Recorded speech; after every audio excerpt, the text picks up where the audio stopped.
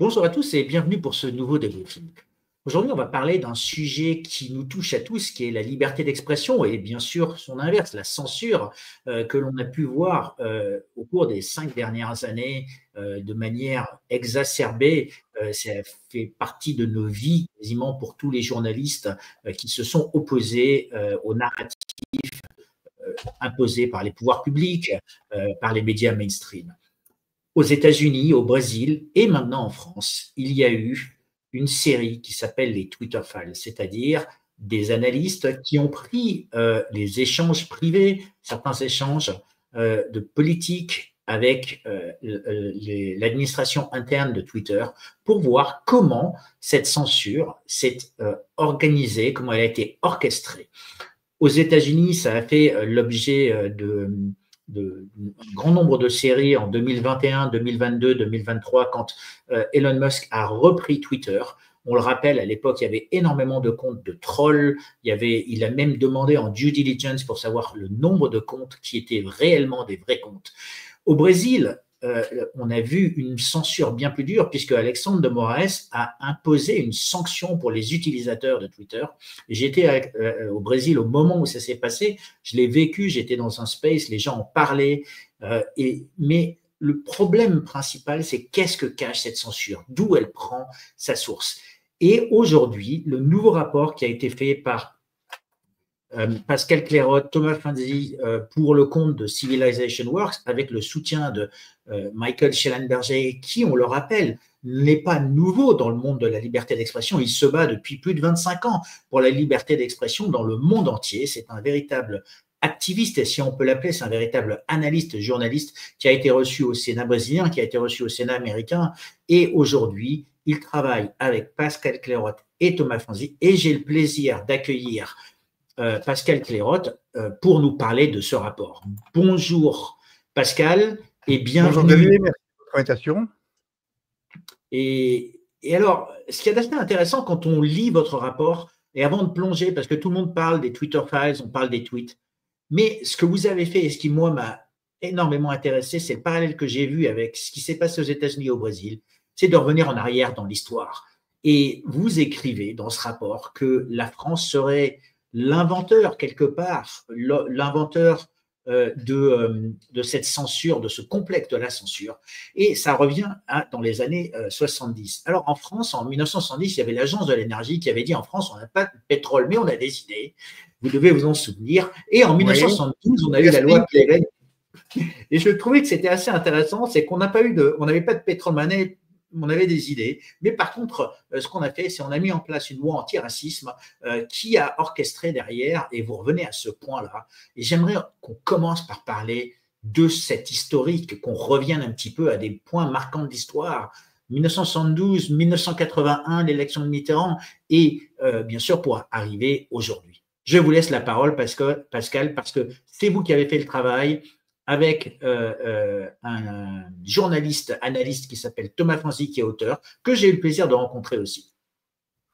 Eh bien, merci beaucoup de votre invitation. Alors oui, la France a posé les bases conceptuelles, on va dire, on est très fort pour ça, du complexe industriel de la censure avec la loi Pleven, qui est la première loi dans une démocratie libérale occidentale, qui a donné donc le pouvoir dans des affaires de liberté d'expression à des ONG, en l'espèce de, c'était la LICRA et le MRAP à l'époque, d'initier des poursuites pénales. Voilà. Faut comprendre une chose, c'est que la liberté d'expression, comme son nom l'indique, est une liberté, c'est-à-dire que son exercice ne saurait en aucun cas heurter la société tout entière. Elle peut heurter des gens, par exemple le cas en matière de diffamation, d'injures, qui sont des atteintes à la réputation d'individus ou de groupes d'individus, mais non pas de la société dans son ensemble. Et donc l'État ne disposait pas des moyens en tout cas de poursuivre directement de telles infractions. C'est la raison pour laquelle le législateur de la Troisième République, qui avait un niveau stratosphérique et très nettement supérieur à celui d'aujourd'hui, a décidé donc de placer les deux délits que sont l'injure et la diffamation au sein de la loi de 1881. Hein. Donc, ce qui, de fait, interdit à l'État, à la puissance publique, d'initier des poursuites judiciaires. Hein. Donc la liberté d'expression a toujours été, jusqu'en 1972, un procès entre parties. Hein. Pour que l'action publique soit déclenchée, il fallait que la partie lésée eh bien, porte plainte. Alors généralement, c'est plutôt avec constitution de partie civile, ce qui de manière automatique entraîne la mise en examen, ou bien par citation directe, hein, ce qui entraîne un procès, mais nettement plus risqué. Et donc en fait, ces deux ONG en 72, que sont le MRAP et la LICRA, qui ont aidé à la rédaction de cette loi, la loi Pleven, qui elle-même est la transposition d'une convention, enfin de la Convention des Nations Unies sur l'élimination de toutes les discriminations raciales. Et encore une fois, une transposition qui a été, enfin, c'est pas une transposition, c'est la surtransposition, puisque la convention de l'UN, enfin de l'ONU, pardon, excusez-moi, je viens juste de faire une interview en anglais, donc c'est un petit peu me mélanger, je suis fatigué en plus. De l'ONU ne prévoit absolument aucune mesure en matière de liberté d'expression, puisqu'effectivement, elle considère à juste titre que les discriminations sont des actes, hein, et non pas des paroles. Et donc, à partir de ce moment-là, on avait ouvert la boîte de Pandore, puisque des ONG qui, somme toute, ne représentent personne, et certainement pas l'ensemble de la société, avaient le pouvoir de déclencher des procédures judiciaires pénales, hein, pour... Et donc, ces ONG, elles avaient ipso facto l'intérêt à agir. Elles acquérissaient l'intérêt à agir. Alors, mais encore une fois, pour avoir l'intérêt à agir, si vous aimez mieux...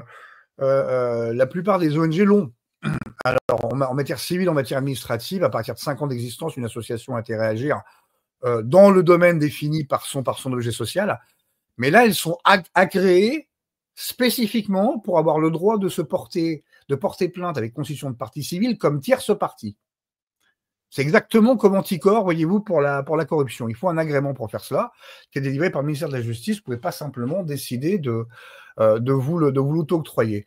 Hein, donc, c'est un choix politique délibéré. Je ne suis pas sûr qu'à l'époque, tout le monde a compris réellement les conséquences de cette loi, puisqu'on voit qu'elle a réellement été commencée à être utilisée qu'à partir du milieu des années 80, mais on y reviendra. Et donc, en fait, ce concept, quand on regarde, en fait, aujourd'hui, les complexes industriels de censure tels qu'ils se déploient dans le monde, on se rend compte que l'acteur absolument central est toujours l'ONG, parce que l'ONG permet à l'État, enfin surtout l'ONG financée par l'État, permet à l'État de faire de manière oblique ce que la loi interdit à l'État de faire. Hein, et c'est pour ça que c'est un coup de billard à deux bandes, on va dire. En fait, l'État ne peut pas faire même à plusieurs, mais c'est le moyen de l'État, de se donner les moyens, enfin c'est les moyens pour l'État de se donner les moyens d'agir alors que la loi lui interdit de le faire, en théorie. C'est par exemple le cas. En fait, le parallèle, c'est aujourd'hui la subvention que l'on donne aux médias qui permet à l'État d'avoir un contrôle du narratif quelque part. Non, alors ce sont via des ONG politisées ou alors militantes qui sont proches de mouvements politiques. Hein, la LICRA, par exemple, mais originellement, dès sa fondation en 1926, était très proche du Parti socialiste. Son premier président, son fondateur, Bernard Lecache, était un journaliste socialiste à l'époque, très proche de Léon Blum. On a pu voir dans les années 80 bien la création des SOS Racisme, hein, on reviendra aussi dessus. Et donc, pour revenir encore une fois, le principe même donc, du complexe industriel de censure en démocratie libérale, hein, dans lesquels, ou en démocratie libérale, l'État s'interdit de fait d'intervenir dans l'exercice des libertés qui ne sont contrôlées que par le juge pénal. Hein, et la plupart du temps, c'est également le cas, par exemple, en matière de droit électoral. Hein, toutes les dispositions pénales du droit électoral sont consignées dans le code électoral, non pas dans le code pénal. Donc l'État, là non plus, ne peut pas, enfin le procureur ne peut pas non plus avoir l'initiative des poursuites, il faut qu'il y ait une plainte préalable. Il ne peut pas s'auto-saisir. Voilà. Donc, alors, part, on voit que l'État se dote d'un outil qui lui permet d'influencer, en fait, de ne plus avoir l'indépendance des pouvoirs quelque part, puisque on a d'un côté l'État, le législateur, le judiciaire, et donc ça lui donne un pouvoir. C'est d'instrumentaliser la justice, ouais. C'est une Voilà, instrumentalisation à des des choses. fins politiques. Alors c'est pour ça, la frontière entre État et pouvoir politique est extrêmement ténue. Mais enfin, quand on regarde historiquement, ce Rubicon, hein, a été franchi par la gauche, pas par la droite. La Et vous droite, pensez que elle est au beaucoup moment où moins ils curieusement franchissent d'ailleurs. et vous pensez qu'au Comment? moment où ils franchissent ce Rubicon, au moment où ils franchissent ce Rubicon en 72, ils sont conscients de ce qu'ils font ou bien Oui, alors la Ligra et le MRAP en sont parfaitement conscients, puisque ce sont elles qui ont aidé à la rédaction de cette loi et qui ont poussé pour. Hein. Ça s'est établi. Je ne suis pas sûr que les députés qui l'ont voté se sont bien penchés là-dessus. Et d'ailleurs, on voit très bien que pour réellement voir les premières poursuites arriver, il a fallu attendre l'élection de François Mitterrand et les années 80. Voilà, et notamment la création il de s'est SOS passé presque Racisme. 10 ans, quoi. Il s'est passé presque 10 ans 12 entre ans, le ouais, à peu près, moment. on va dire 12 ans. C'est passé 12 ans. Donc, le marqueur, c'est 1984, la création de SOS Racisme. On pourrait parler de 83 et puis donc du tournant de la rigueur, hein, donc la trahison de la gauche de son électorat populaire et de classe moyenne. Hein, donc le renoncement à mener des politiques de gauche et la prise de pouvoir des néolibéraux au sein donc de la gauche française, hein, du Parti socialiste, hein, disons-le, donc les Delors et compagnie. Voilà. Et c'est vraiment à partir de ce moment-là où on a réellement vu donc une instrumentalisation politique, en tout cas une utilisation politique délibérée de ces ONG, hein, puisque SOS Racisme, une fois encore, est une opération politique qui a été créée à l'Élysée, financée par des gens très proches du PS comme Pierre Berger et puis Marc Ladrette de la Charrière, enfin, il est un petit peu proche de tout, lui, puisqu'il a également financé Fillon. Donc voilà, il est là le problème.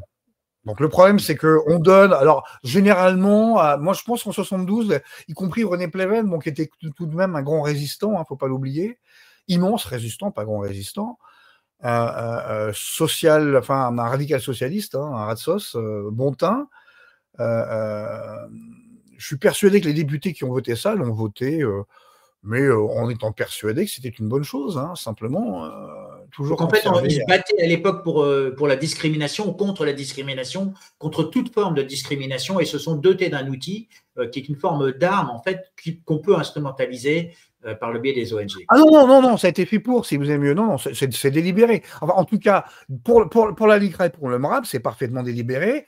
Pour une partie de la gauche, qui à l'époque n'était pas majoritaire, hein, puisqu'on était sous Pompidou, c'est également délibéré. Donc non. Moi, je pense voilà, non. Il y a une volonté très clairement de contrôler le discours, parce que déjà à l'époque, il y avait un très fort sentiment anti-immigration en France. Hein.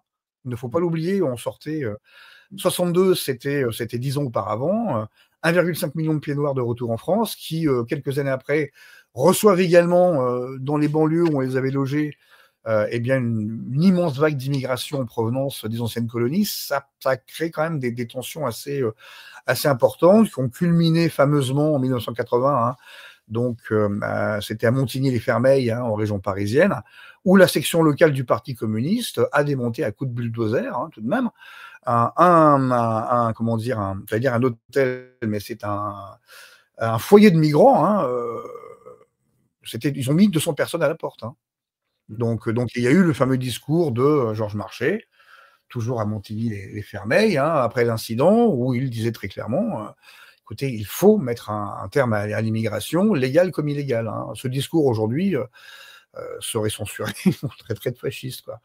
Mais non, il y avait réellement une volonté politique de la part de la gauche, hein, mais qui n'a pu se réaliser en fait réellement qu'à partir du moment où Mitterrand a trahi son électorat, et donc il y a eu besoin de ce type de manipulation afin de pouvoir d'un côté donc diaboliser le Front National de Jean-Marie Le Pen qui montait de manière assez importante, notamment par le report d'une partie de l'électorat populaire du Parti communiste vers le Front National. Hein, c'est la fameuse théorie du fer à cheval qui n'est pas une théorie. Alors que Mitterrand lui-même, de manière secrète, a tout fait durant les années 80 pour faire monter au maximum le Front National afin de comment dire, de fracturer la droite et d'empêcher par la diabolisation et la moraline, hein, la droite française, donc représentée à l'époque essentiellement par Jacques Chirac, de faire campagne auprès des électeurs de Jean-Marie Le Pen, ce qui a permis à Mitterrand de se faire réélire en 1988.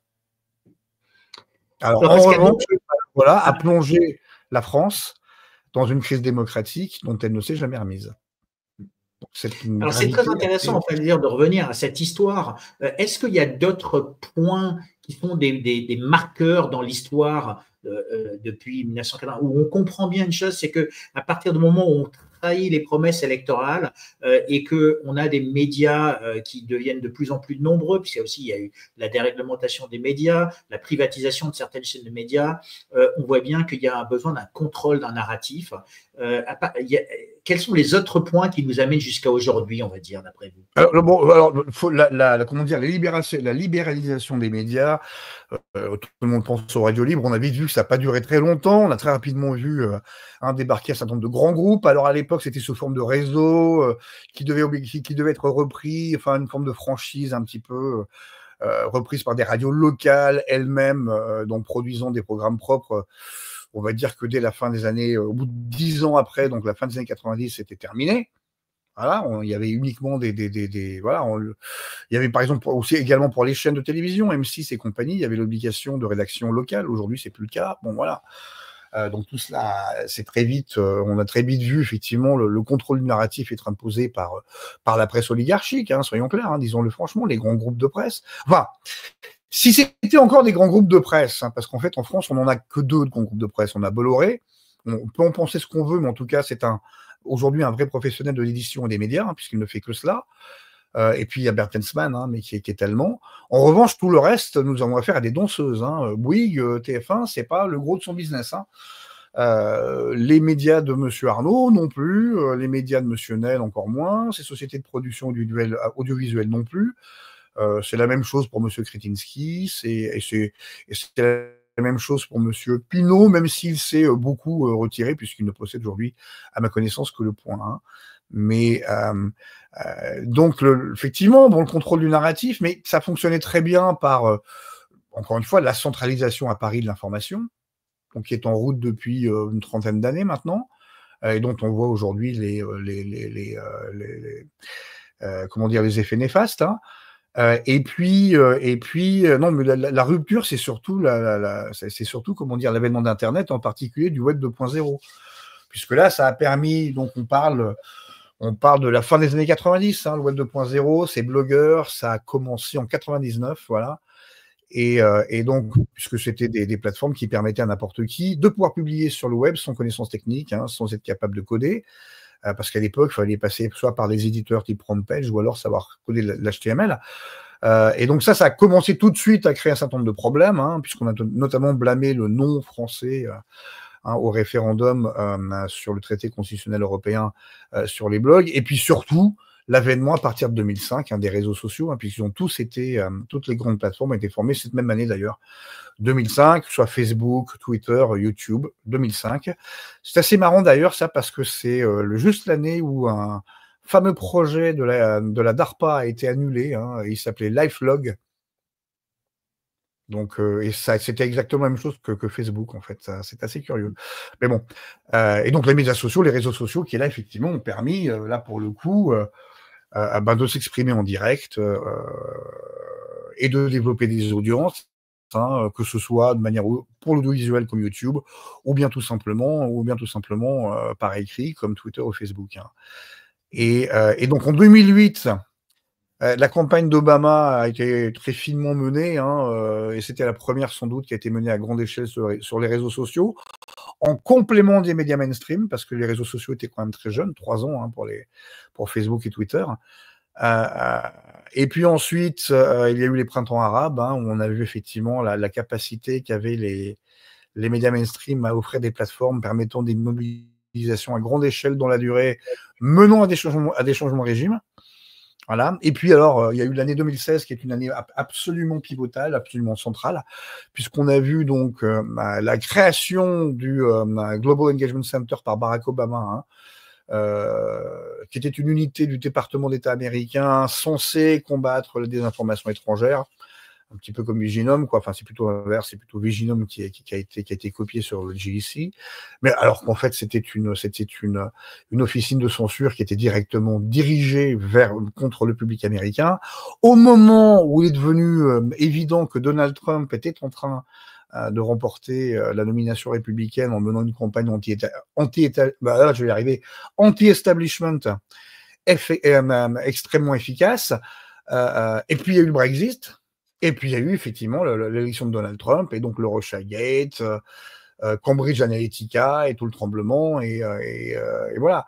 Et c'est là, vraiment, en 2016, on a vu l'angoisse, la panique, l'hystérie réellement s'enraciner au sein des élites transatlantiques. Et c'est là, également, on a vu le calendrier législatif en matière de censure s'accélérer de manière significative.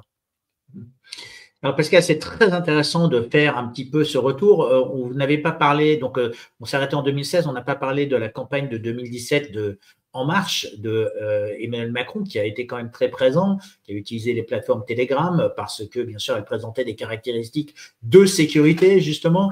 Est-ce que vous pouvez nous en dire quelques mots?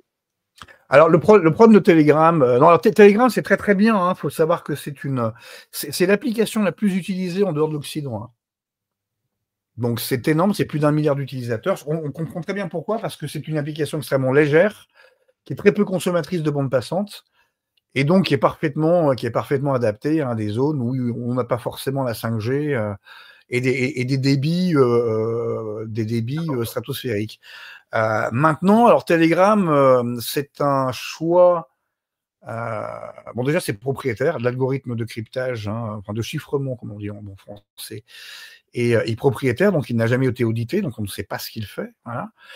Et c'est également une infrastructure client-serveur, qui est un choix technique, qui peut être parfaitement valable, mais qui pose quand même un petit problème. C'est que si vous êtes sur une architecture client-serveur, c'est-à-dire vous êtes obligé de passer par le serveur pour avoir du chiffrement. En fait, la communication entre le téléphone portable de l'envoyeur et le serveur est chiffrée, et le serveur ensuite retraite, en théorie, encore une fois, retraite les informations avant de les renvoyer au récipiendaire. Ce qui, en matière de sécurité, sur des systèmes purement privés d'entreprise, par exemple, est parfait. Ça, c'est parfaitement. En matière de sécurité, on fait pas mieux. En revanche, sur une plateforme ouverte, ça voudrait par exemple peut-être dire que Telegram pourrait avoir accès ou avoir eu accès à pratiquement plus de 10 ans de communication gouvernementale d'Emmanuel Macron, de ses ministres, de députés, etc., etc. Et à mon avis, enfin, c'est pas que mon avis, c'est également ce que des sources indépendantes et concordantes, comme on dit, comme le veut, la formule consacrée, affirme, c'est qu'effectivement, c'est pour s'assurer que ce n'est bien pas le cas, que Pavel Durov n'a pas accès à ce type de communication, qu'on l'a accusé d'un certain nombre de choses. Hein. Donc c'est, mais encore une fois, voilà, si j'ai des indications de sources, je n'ai pas de preuve de cela. Donc voilà, maintenant, effectivement, c'était très drôle. Enfin, moi, j'avoue que vous avez des gens, si vous voulez, qui s'amusent qui viennent nous parler Russie, ah là là là là là là, et qui s'amusent à gérer une campagne et de la communication gouvernementale à partir d'une application russe. Bon, même si c'est à Dubaï, enfin, si vous avez mieux, bon voilà quoi. Donc, il existe des solutions. À l'époque, il existait des solutions qui étaient bien meilleures. Enfin bref. On l'a vu d'ailleurs avec Monsieur Voas qui s'est fait attraper comme ça, puisque c'est par Telegram qu'il avait balancé un rapport d'enquête préliminaire donc à Monsieur Thierry Solaire, qui à l'époque était député Les Républicains, qui était poursuivi pour, à l'époque, je crois que c'était 8 chefs, fraude fiscale, détournement de fonds publics, trafic d'influence, financement de campagnes illicites, etc., etc. Maintenant, il en est à 13 et il n'a toujours pas été jugé. Pascal, nous sommes aujourd'hui donc en 2025. On a vu que les personnes, dès qu'ils ont lu votre rapport, ils ont cherché à expliquer, à rationaliser tout ce qu'on a pu voir dans les 5 dernières années. Alors, avant de parler de cela, ce que j'aimerais qu'on fasse, c'est parler du groupe de Civilization Work avec qui vous avez fait ce rapport, avec Thomas Fanti. Parce que ce rapport, il a bien une finalité. C'est si vous revenez en arrière en 1972 pour expliquer à des Américains que, en fait, la France a orchestré tout ça et qu'on leur a importé quelque chose, ou exporté plutôt quelque chose, j'aimerais avoir leur réaction. Quelle a été leur réaction quand ils se sont rendus compte de ça? Alors, il n'y a pas de finalité à part informer le public. Effectivement, le rapport a d'abord été rédigé, alors non pas pour des Américains, mais pour un public qui n'est pas français, pour bien comprendre d'où ça venait, voilà. Mais leur réaction, c'est qu'ils regardent ça, mais absolument stupéfaits, quoi. Ils disent, mais c'est pas possible, en 72 déjà. Bon, voilà. Maintenant, et c'est pour ça que ce type d'affaires, il faut quand même les traiter pas sous la jambe, hein, et pas à la légère, parce que ça implique des faits qui sont graves, hein. On parle donc d'atteintes organisées, coordonnées à la liberté d'expression qui dure depuis plus de 10 ans maintenant. On parle de l'implication de l'État au plus haut niveau, et puis on parle aujourd'hui, avec l'administration Trump, quand même de conséquences diplomatiques et commerciales qui peuvent être sacrément douloureuses. Donc c'est pour ça que quand certaines personnes s'amusent à reprendre sur les médias notre rapport sans nous citer, bon, déjà c'est pas très honnête, mais surtout paraphrase et pire que tout invente des choses que ce rapport ne dit pas, c'est quand même un petit peu dangereux. Et donc voilà, il faut quand même faire attention des gens qui le commentent, hein. Moi, c'est, en tout cas en France, méfiez-vous des gens qui le commentent, parce qu'en fait ils n'ont pas d'autres éléments que ce qu'il y a dans le rapport, hein. Or c'est nous qui avons consulté, comment dire, les communications internes de Twitter, hein, qu'on n'a pas toutes publiées. Vous remarquerez d'ailleurs que la plupart des emails qu'on a publiés sont caviardés afin de ne pas nuire à certaines personnes qui ne sont responsables de rien et on n'a pas à le faire, voilà. Et puis également qui n'ont pas parlé à près de centaines de sources, hein, à laquelle nous avons parlé pour rédiger ce rapport et valider tout un certain nombre d'éléments. Donc, si la réaction des missions là, bon, oui, ils se disent, ouais, non, on a un très très gros problème avec les Européens, hein. Voilà ce que se disent les Américains, très clairement, voilà. Bon, tout comme ils se disent, on a un très très gros problème avec le gouvernement Lula au Brésil. Et surtout, ce qu'ils se disent, c'est que, mais attendez, l'Europe a été un marché d'une taille telle que l'effet de Bruxelles va peut-être forcer une censure sur les Américains qui serait inconstitutionnelle. Et puis, ça va même plus loin, puisque l'on sait que l'administration Biden, hein, a poussé pour le DSA, et d'ailleurs avant l'administration Obama, et puis durant le premier mandat de Trump, ce qu'on appelle l'État profond, ont poussé pour le DSA, qui était un moyen de sous-traiter à l'Europe une censure que l'État fédéral américain, lui, ne pouvait pas faire. Oui. Donc c'est exactement, oui, en raison du premier amendement aux États-Unis, quoi. Voilà, contournement du premier amendement aux États-Unis, ouais, tout à fait. Ouais. C'est ce qui a été recherché, effectivement. Donc, pour la plupart des Américains, c'est d'une gravité totale, puisque le premier amendement, pour rien que c'est le premier amendement, quoi. C'est pas le 12e. Donc c'est fondamental. C'est tout de même une société qui, contrairement aux sociétés européennes, a été bâtie sur les libertés d'expression. Pourquoi ? Parce qu'elle n'a jamais connu le féodalisme, tout simplement. Il n'y a pas eu de féodalisme aux États-Unis, en tout cas, le féodalisme comme nous on l'a connu en Europe, hein. Voilà, quoi. Alors Pascal, quand on vous écoute, on voit que vous avez fait énormément de recherches, que vous avez une très grande culture historique, politique, mais aussi technologique et de l'information. Et ce qu'il y a d'important, c'est qu'on se rend compte qu'en fait, les Twitter Files, ça s'appelle Twitter Files, ce n'est qu'un c'est un épiphénomène, c'est la partie visible de l'iceberg que vous êtes en train de décrire. Et bien sûr, vous avez parlé. Oui, alors en fait, on les utilise à fin d'illustration, si vous aimez. Voilà, c'est pour ça qu'on parle d'études de cas et qu'ils sont en tête du rapport comme des études de cas. Et c'est pour ça qu'également nous informons que par exemple Emmanuel Macron, cherchant à tout prix à obtenir le numéro de téléphone de Jack Dorsey, le patron de Twitter, est une information amusante, intéressante, mais parfaitement anecdotique, puisqu'Emmanuel Macron, en matière de censure et de beaucoup de choses d'autres, n'est que l'aboutissement d'un système qui était là bien avant, hein. On voit très bien que la censure en ligne. Alors, ça a un petit peu commencé avec Adopi, mais ça, c'était vraiment pour des raisons économiques, hein, les ayants droit, sous Nicolas Sarkozy, mais ça a vraiment accéléré à partir de l'élection de François Hollande, à partir de 2012. En 2013, on a pu lire Madame Najat Vallaud-Belkacem, déjà, à l'époque, en 2013, exiger du pre-banking, c'est-à-dire de la censure préalable avant publication, hein, sur Twitter.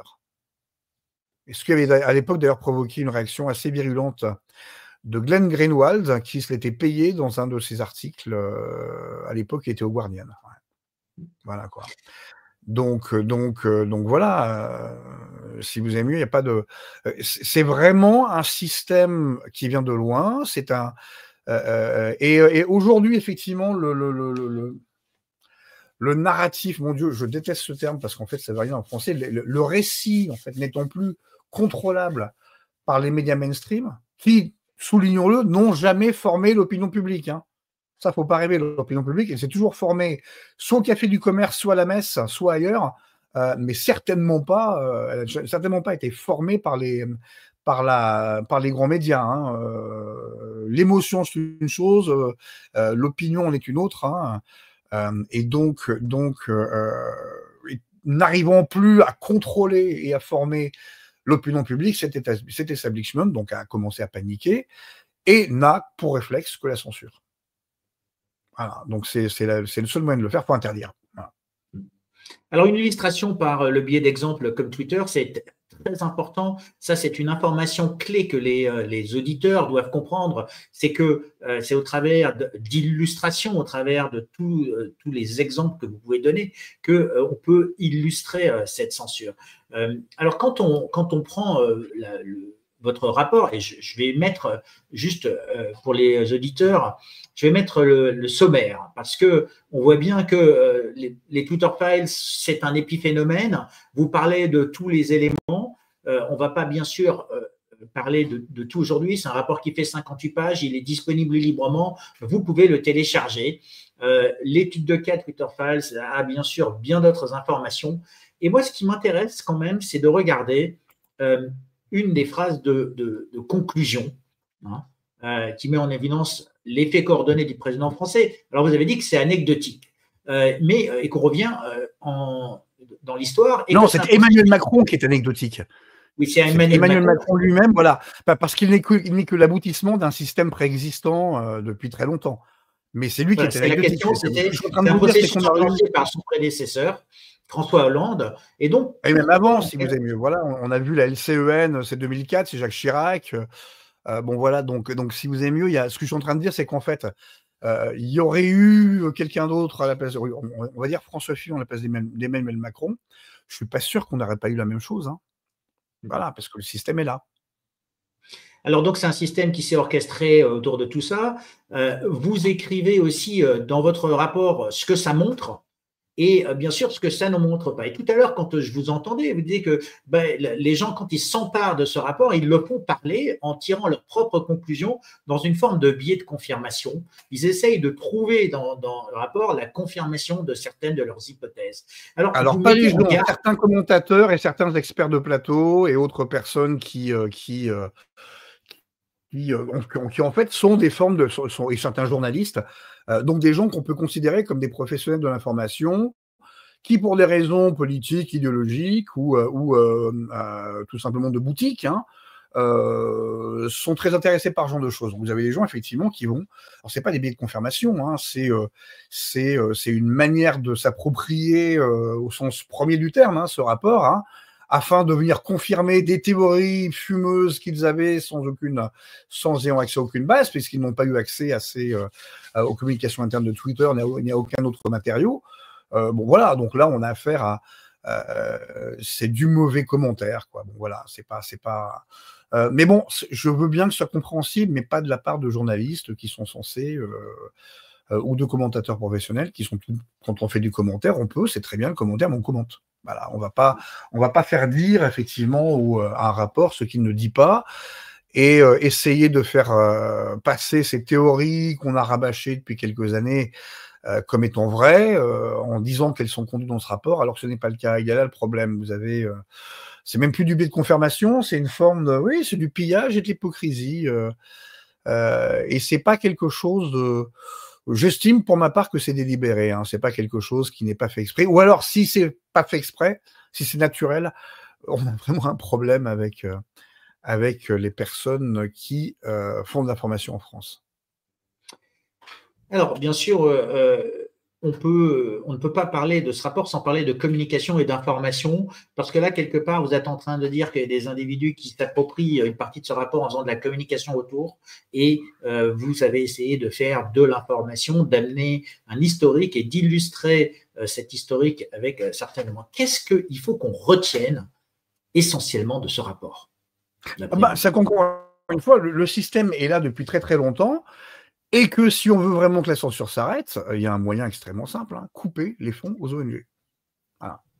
Maintenant, la loi française est extrêmement claire. Hein, la censure préalable est strictement interdite. Voilà, il n'y a une et une seule institution qui puisse décider de la suppression ou du retrait d'une publication, c'est le juge.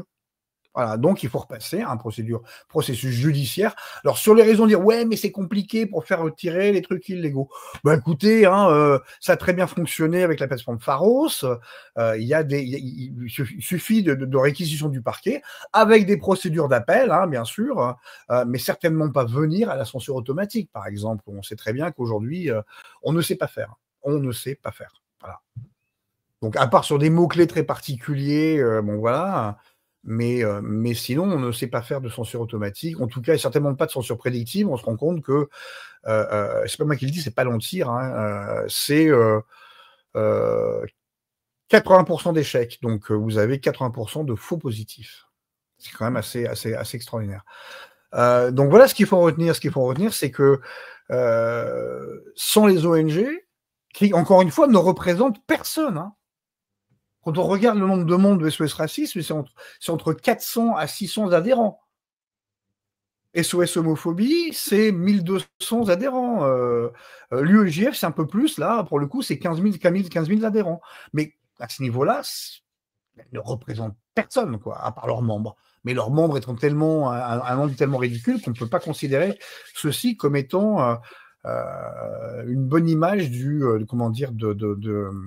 de la société française. Et puis voilà, et donc c'est effectivement, mais ça, courage politique, hein, pour couper le financement aux ONG qui font ce genre de choses. Maintenant, d'ailleurs, ce ne sont pas des ONG, hein, enfin, elles ne sont pas non gouvernementales, puisqu'elles sont pour la plupart financées par des fonds publics, qu'ils soient nationaux, européens ou internationaux, hein, la plupart.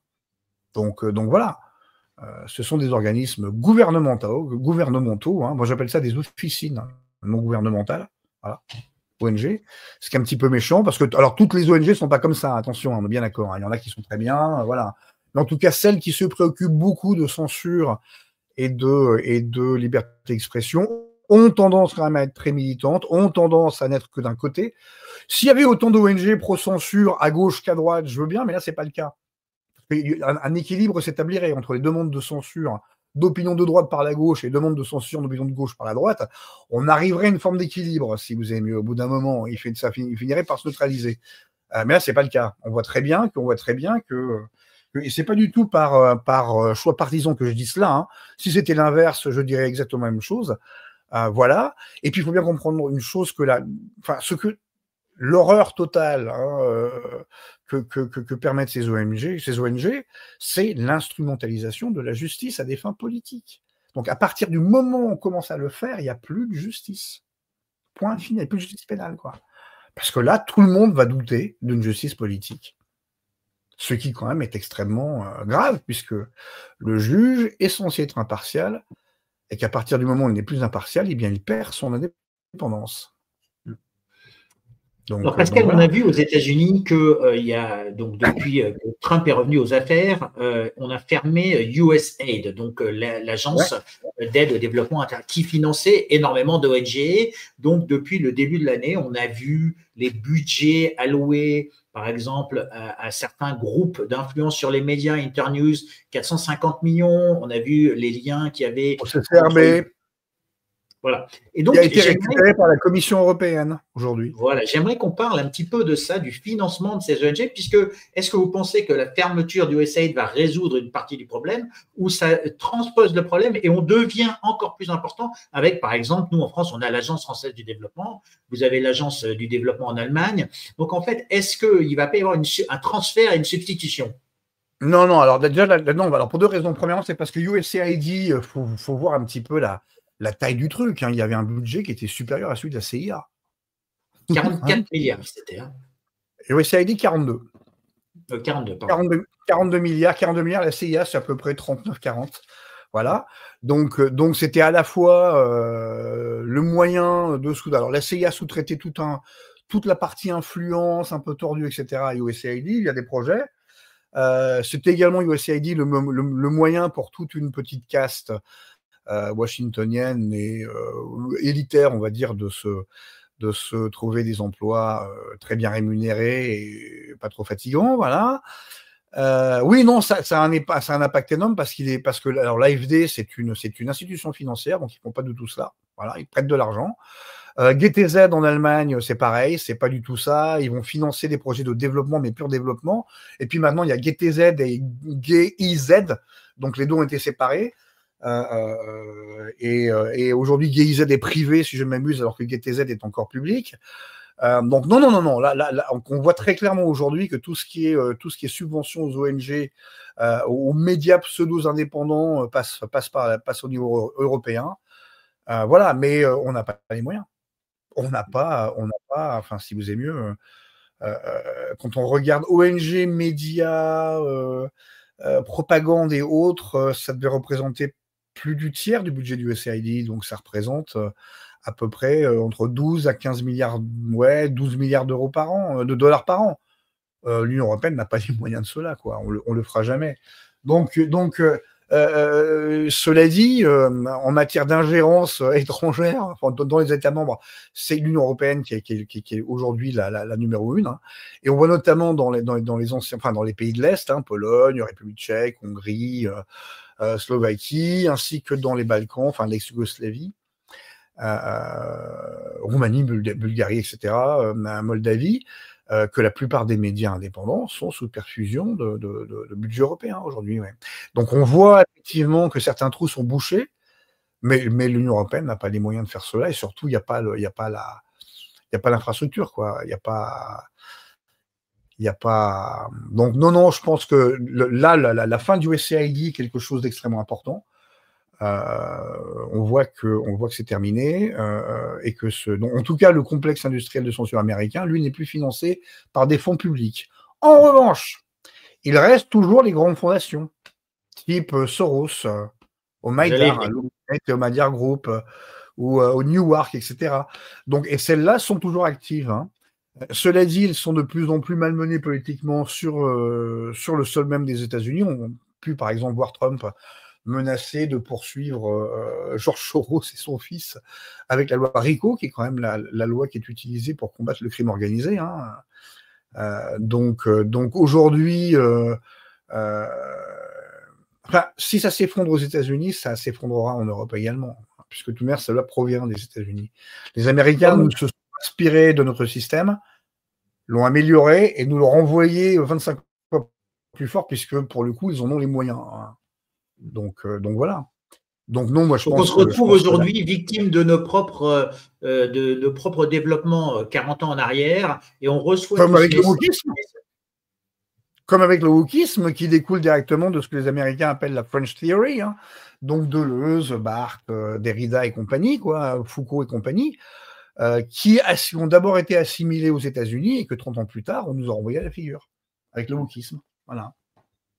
Donc voilà, on voit qu'on s'éloigne énormément du monde de Twitter, du monde des réseaux sociaux, pour comprendre des phénomènes qui sont bien plus profonds et donc de ce qu'il faut retenir de votre rapport.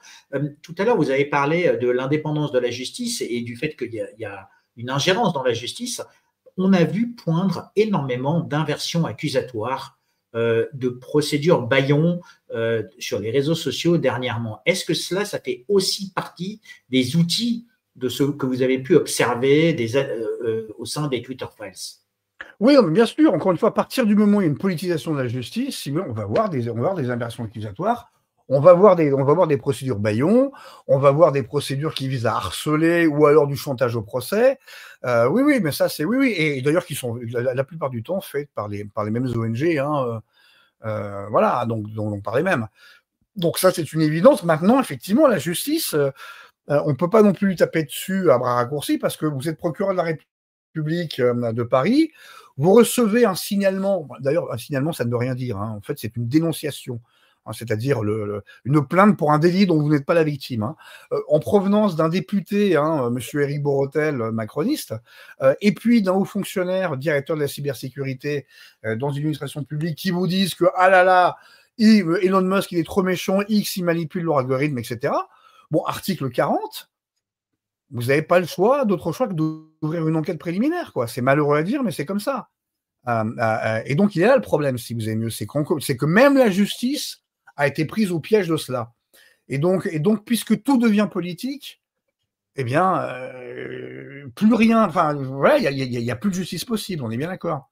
Donc, il y a tous les processus de stigmatisation sociale et médiatique. Hein, alors aujourd'hui, les médias mainstream ne comptent pour du beurre, hein, franchement. Plus personne ne les écoute, plus personne ne les lit, plus personne ne les regarde. En tout cas, très peu de monde, hein, par rapport à ce que cela fut. Quand on regarde simplement les scores d'audience des JT de 20 heures aujourd'hui et il y a 20 ans, mais c'est la nuit et le jour, quoi. Donc voilà. Bon. Et puis, il y a effectivement les hordes, hein, qui s'organisent sur les réseaux sociaux. Mais ça, c'est pas nouveau, encore une fois, ce qu'on appelait, il y a une dizaine d'années, les Social Justice Warriors. Maintenant, c'est un autre nom. Voilà, bon. Mais encore une fois, ce qui est fascinant avec les réseaux sociaux, c'est pas... Alors, ils ne représentent naturellement pas la réalité, et je crois que personne ne croit, à part l'establishment et la classe dirigeante, hein, qui, à mon avis, en sont fermement persuadés, personne ne croit que les réseaux sociaux sont la réalité ou même le reflet de la réalité. Hein. En revanche, oui, parce qu'ils communiquent énormément sur les réseaux sociaux. Alors c'est paradoxal, ils combattent Twitter, mais ils y communiquent énormément dessus. Mais il faut paraître, c'est de la com, il faut paraître, c'est de la saturation médiatique, il faut toujours être là, moi. C'est comme les chaînes d'infos continues, il faut en passer tout le temps. C'est insupportable. En fait, ils ne se rendent pas compte que les gens ne les écoutent plus. Parce que quand on sature, effectivement. L'auditoire. Et donc, ce qui est passionnant sur les réseaux sociaux, en revanche, c'est que, et en particulier X, hein, c'est qu'on y voit se dérouler en direct le processus social qui est complexe, contradictoire et parfois conflictuel, d'établissement de la vérité. On a pu le voir, par exemple, sur les vaccins anti-Covid. C'était extrêmement intéressant, malgré la censure.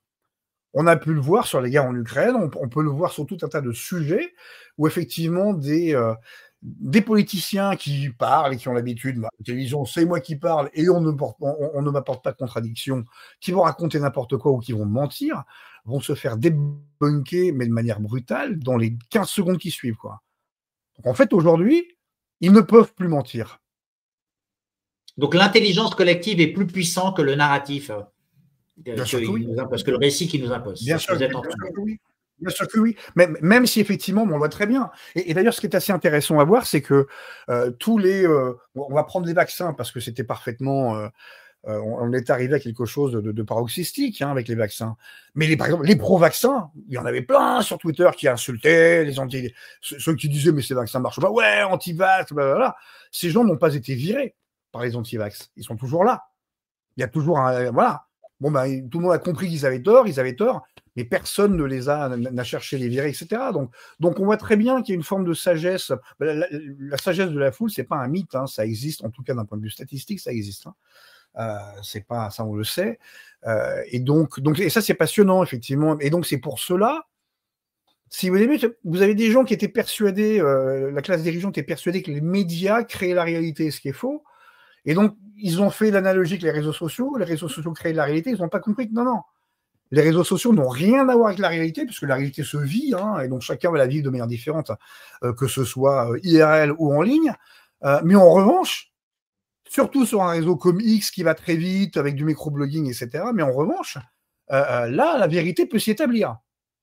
Et encore une fois, la vérité est toujours une question de consensus social. C'est qu'on arrive par un processus social contradictoire, parfois conflictuel, qui va prendre du temps.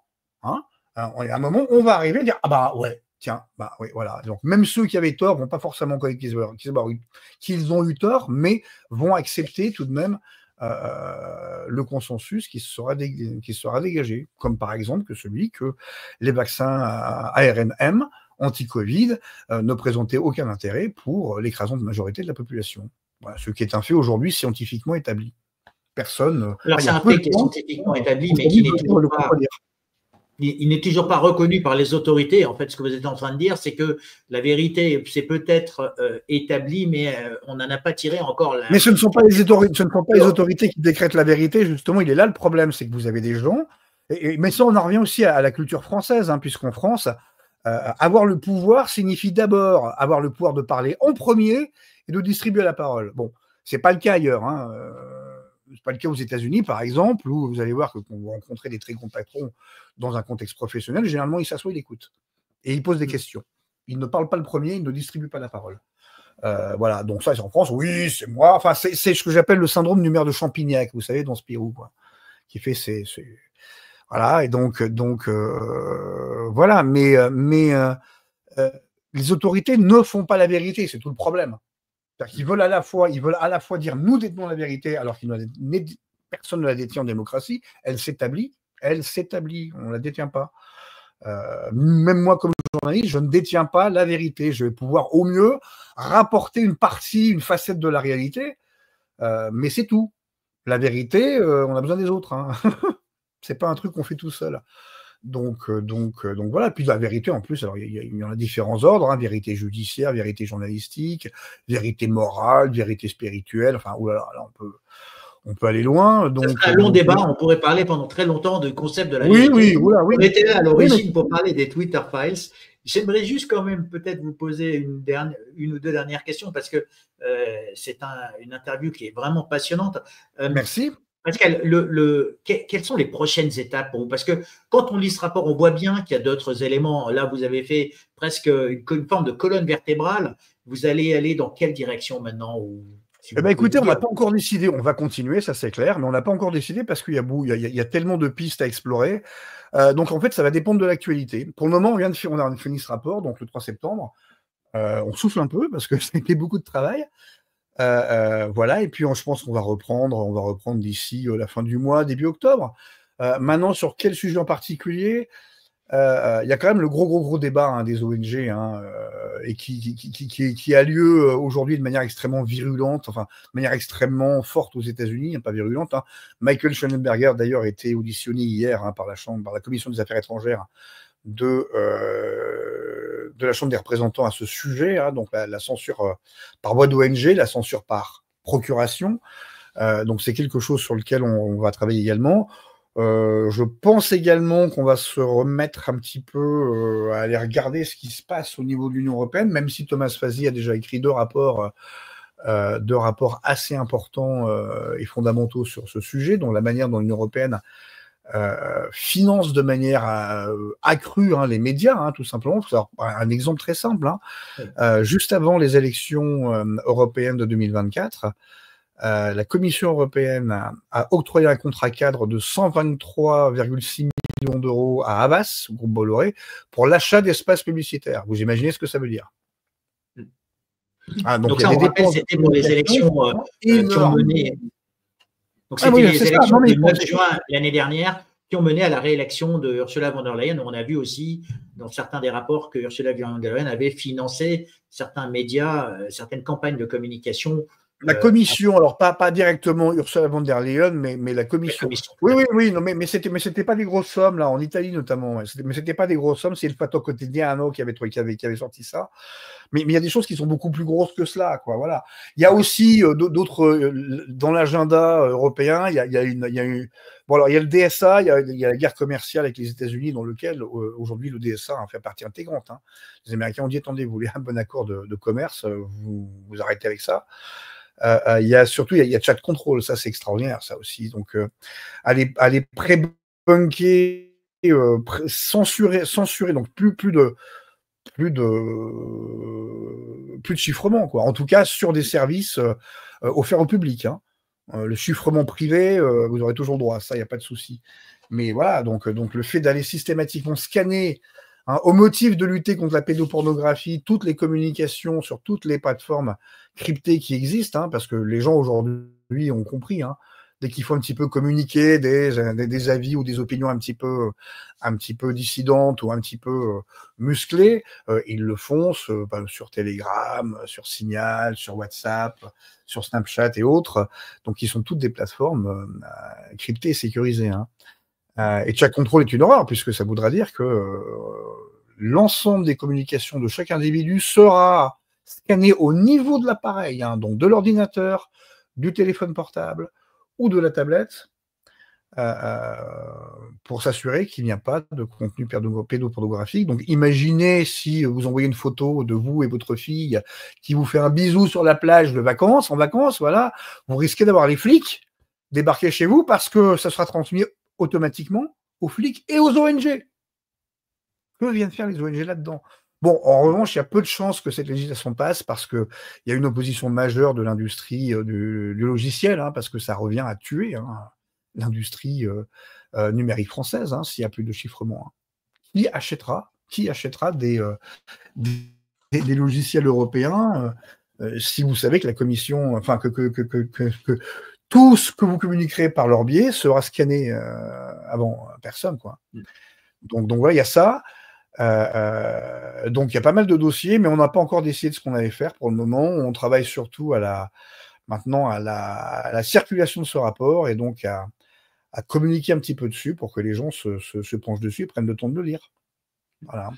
Alors, je fais un petit résumé avant de vous donner le mot de la fin, juste pour tout le monde. Donc, Pascal Clairotte, avec Thomas Fazi, a fait un rapport sur les Twitter Files à la française qui, comme il le dit lui-même, c'est quelque chose qui, les Twitter Files illustrent ce complexe de la censure qui prend source en 1972.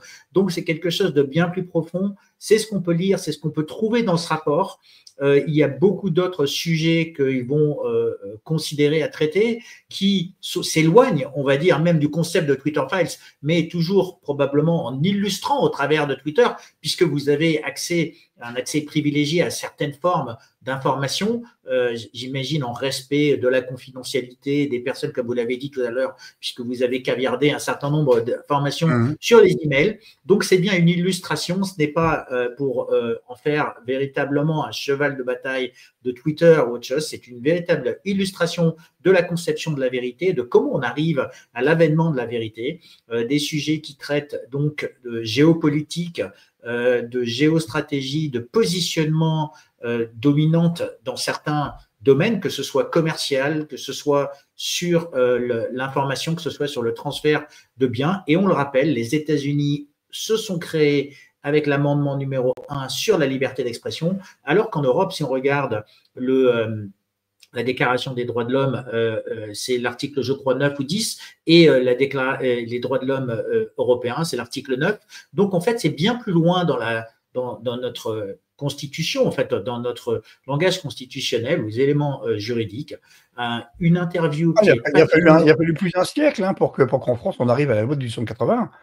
Or, la Révolution américaine, c'est 1764, si je ne m'abuse.